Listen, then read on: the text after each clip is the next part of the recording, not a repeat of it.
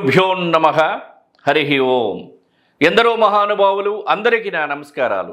వాస్తు వాస్తవం, జ్యోతిష్యం నిజం అనేటువంటి నినాదంతో మనం ముందుకు వెళ్తూ ఉన్నాం.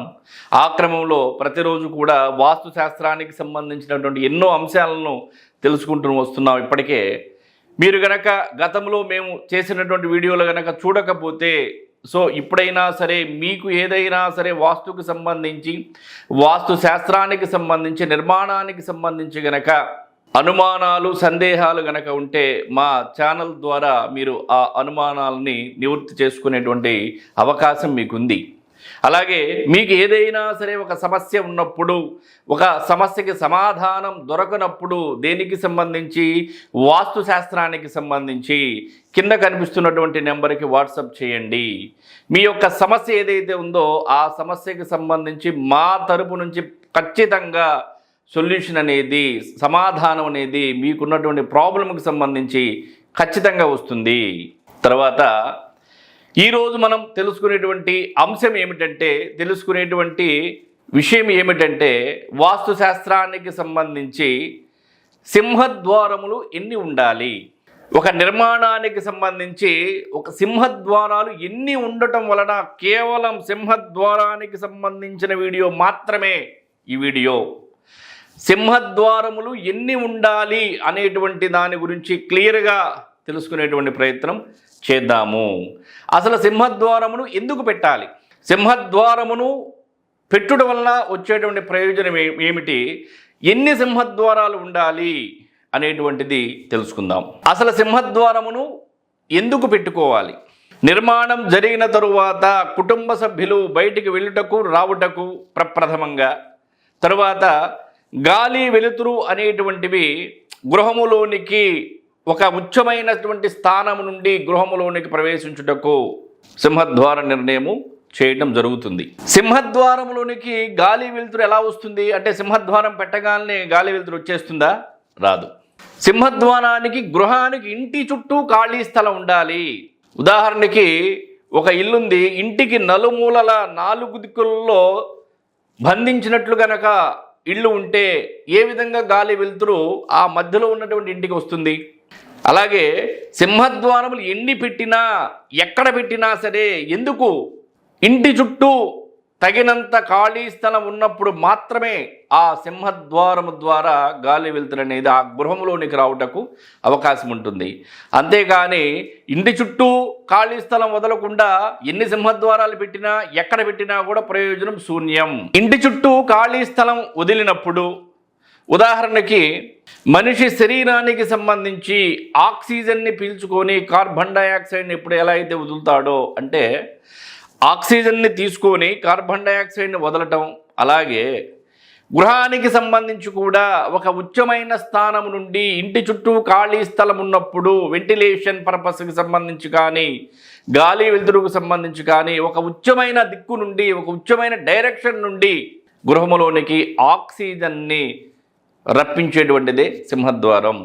అంటే ఇంటిలో ఉన్నటువంటి కార్బన్ డైఆక్సైడ్కి సంబంధించి, లేదంటే చెడు గాలికి సంబంధించి, లేదంటే దుర్వాసనకు సంబంధించినటువంటి ఏదైతే అశుద్ధమైన గాలి ఉంటుందో దానిని ఇంటిలో నుండి పారద్రోలి గృహములోనికి ఆక్సిజన్ని ఒక ఉచ్చమైన స్థానం నుండి ఈ యొక్క సింహద్వారం నుండి గృహములోనికి ఆహ్వానించటం. అసలు సింహద్వారములు ఎన్ని ఉండాలి గృహానికి సంబంధించి? చిన్న ఇల్లు కావచ్చు, పెద్ద ఇల్లు కావచ్చు, ఏదైనా సరే సరి సంఖ్యలో సింహద్వార నిర్ణయం చేసుకోవటం మంచిది. 1, అలా కాకుండా 2, 4, 6, 8, 10, 12, 14, 16, 18, 20 ఈ విధంగా సరి సంఖ్యలో వచ్చేటువంటి సింహద్వారములను, చిన్న ఇల్లు అయితే 2 సింహద్వారములు. సింహద్వారములు అంటే చెక్కతో చేసినటువంటి సింహద్వారమే. అంటే స్తోమత ఉంటే ఓకే, స్తోమత లేకపోతే చేయగలిగింది ఏమి లేదు కదా. స్తోమత లేనప్పుడు సిమెంట్తోనైనా సరే ఏ డైరెక్షన్లో పెట్టాలో ఆ డైరెక్షన్లో కనుక సింహద్వారం ఏర్పాటు చేసుకోగలిగితే, అలాగే ఇంటి చుట్టూ కూడా ఖాళీ స్థలం అనేది తక్కువలో తక్కువైనా సరే వదలాలి. అలాగే ఎన్ని సింహద్వారములుంటే ఎటువంటి ప్రయోజనాలు ఉంటాయనేది ఉదాహరణగా కొన్ని చూద్దాం. ఒక సింహద్వారం ఉందనుకోండి, శుభకరణం. 2 సింహద్వారములు ఉన్నాయనుకోండి, శ్రేష్టము. 3 సింహద్వారములు ఉన్నాయనుకోండి మరణము, 4 సింహద్వారములు ఉన్నాయనుకోండి శుభదాయకం, 5 సింహద్వారములు ఉన్నాయనుకోండి పుత్రనాశనం, 6 సింహద్వారములుంటే పుత్రలాభం, 7 సింహద్వారములుంటే గృహమును నాశనము చేయును, 8 సింహద్వారములుంటే సంపద వచ్చును, 9 సింహద్వారములుంటే కీర్తిని నశింపచేయును, 10 సింహద్వారములుంటే కులక్షయం, 11 సింహద్వారములుంటే చెడు ప్రవర్తనలు, 12 సింహద్వారములుంటే ధనపుత్ర లాభం. అంటే సరి సంఖ్యలలో గనక సింహద్వారములను ఏర్పాటు చేసుకోవటం అనేది వాస్తుశాస్త్రం ప్రకారం మంచిది. బేస్ సంఖ్యలో ఉన్నటువంటి సింహద్వారములు పెట్టుట వలన కొన్ని దుష్ప్రభావాలు ఆ గృహములో ఉండేటువంటి వారికి రావడానికి ఎక్కువ అవకాశం ఉంటుంది. సరి సంఖ్యలైన 2, 4, 6, 8, 10 10 అంటే 0 వచ్చినా కూడా తీసుకోవచ్చు. ఉదాహరణకి ఇక్కడ 10 అంటే కులక్షయం అని చెప్పని రాశారు, మళ్ళీ మీరు 10 పెట్టుకోమంటున్నారు ఏంటని చెప్పని మీరు అనుకోవచ్చు. కులక్షయం అంటే అలా అని కాదు, అది మనం తప్పుగా తీసుకోవాల్సినటువంటి పని లేదు. అంటే మంచికి సంబంధించి, మానవత్వానికి సంబంధించి, అంటే మంచి చేసేటువంటి గుణాన్ని పెంపొందించుకోవడానికి, అంటే కులమతాలకు అతీతంగా చేసేటువంటి పనులు ఏవైతే ఉంటాయో, అంటే అందరినీ సమాన భావంతో చూసేటువంటి పరిస్థితి దాని యొక్క అర్థం. అంతేగాని దాన్ని తప్పుగా తీసుకోవాల్సిన అవసరం లేదు.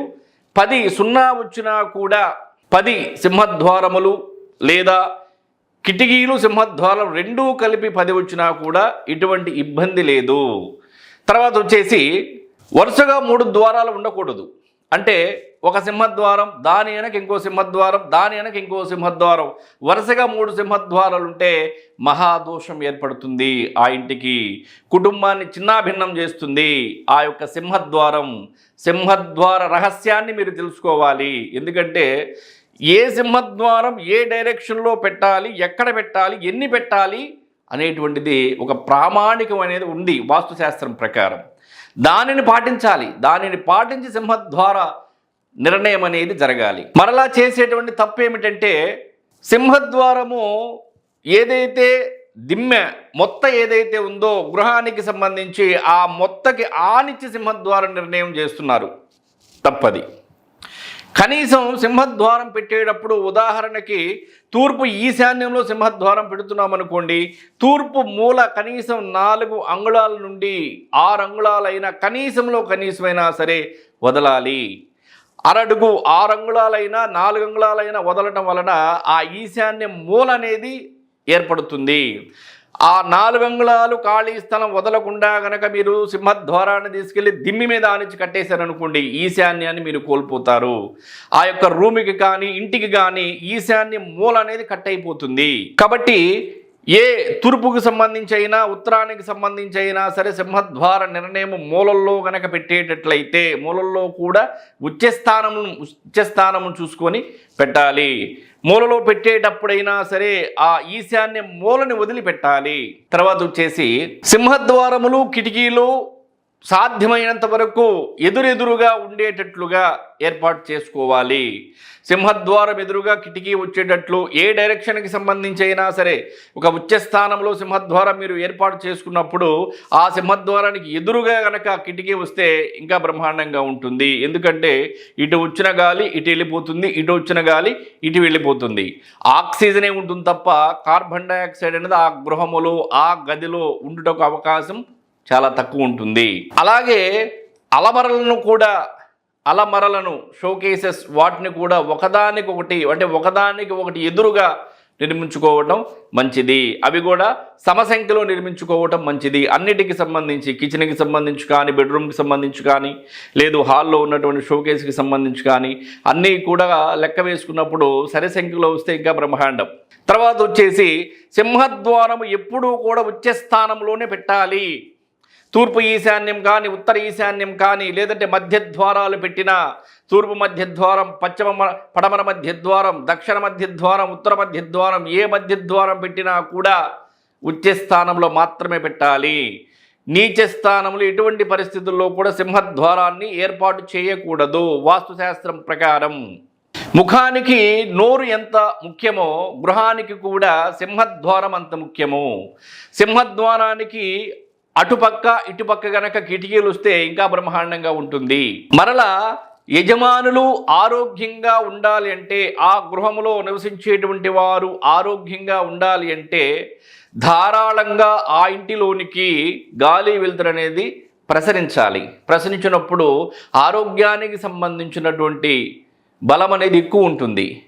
ఆ విధంగా సింహద్వారములను నిర్ణయించి వాస్తుశాస్త్రం ప్రకారం గనక మనం గృహ నిర్మాణాలు గనక చేసుకొని ఉచ్చస్థానంలో గనక సింహద్వారములను కిటికీలను గనక ఏర్పాటు చేసుకుంటే అనారోగ్యాల పాలవ్వాల్సినటువంటి కర్మ ఎవరికి కూడా పట్టదు. ఈ విషయాలన్నింటినీ కూడా మీరు గమనించి వాస్తుశాస్త్రాన్ని పాటించి నిర్మాణాలు చేయవలసినదిగా మేము కోరుకుంటున్నాము. సర్వే జన సుఖినో భవంతు. నమస్కారం.